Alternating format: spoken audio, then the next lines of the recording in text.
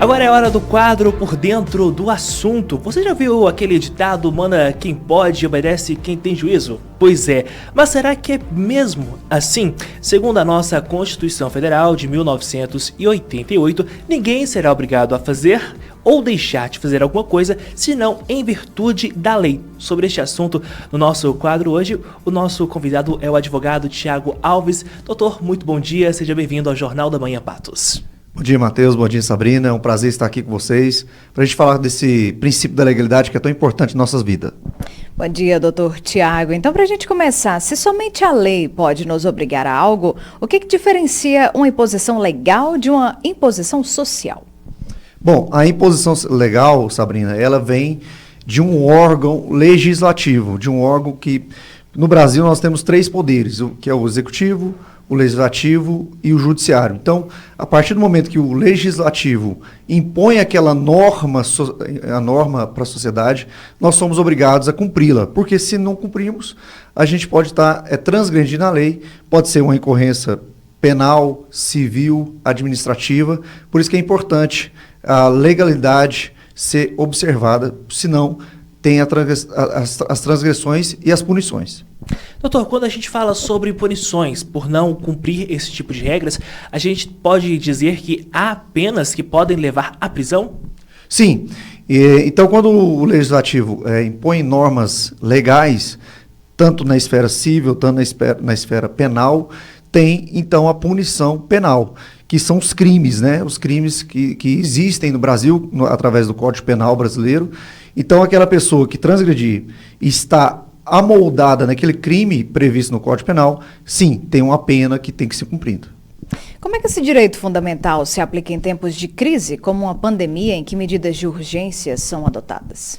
Bom, quando temos aí, por exemplo, tivemos a pandemia, tivemos medidas de urgências. Por exemplo, o uso obrigatório da máscara.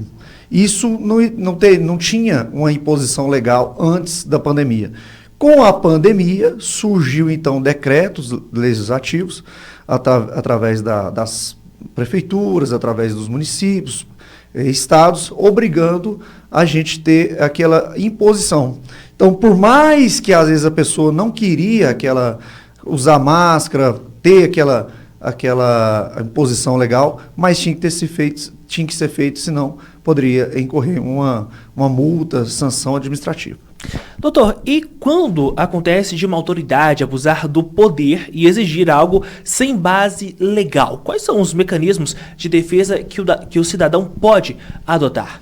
Isso é muito importante, Matheus, que existe no Brasil a lei do abuso de autoridade.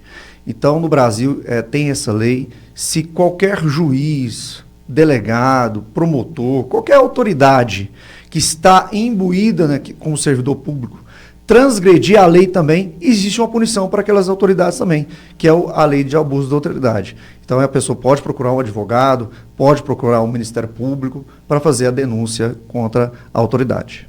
Excelente. Doutor Tiago, como diferenciar uma ordem legítima de uma imposição arbitrária quando não se tem conhecimento profundo da lei? Bom, primeira coisa é sempre buscar um conhecimento, buscar uma orientação.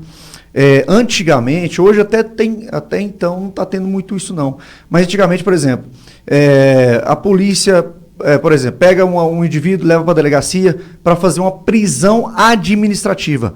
Isso é uma ordem ilegítima. A pessoa só pode ser levada para a delegacia, por exemplo, se está correndo um crime.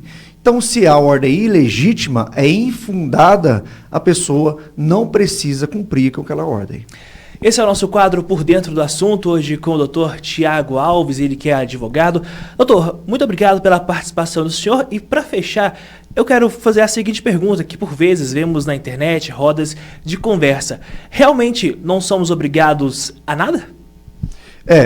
Você não é obrigado a nada, senão em virtude de lei. Se tem uma lei, infelizmente nós somos obrigados a cumprir. Doutor, muito obrigado pela participação. Excelente. Tá, então, Tiago Alves, advogado, obrigada mais uma vez pela participação. Ótima semana para o senhor. Muito obrigado a todos, um prazer estar aqui com vocês. Precisando, pode contar com a gente.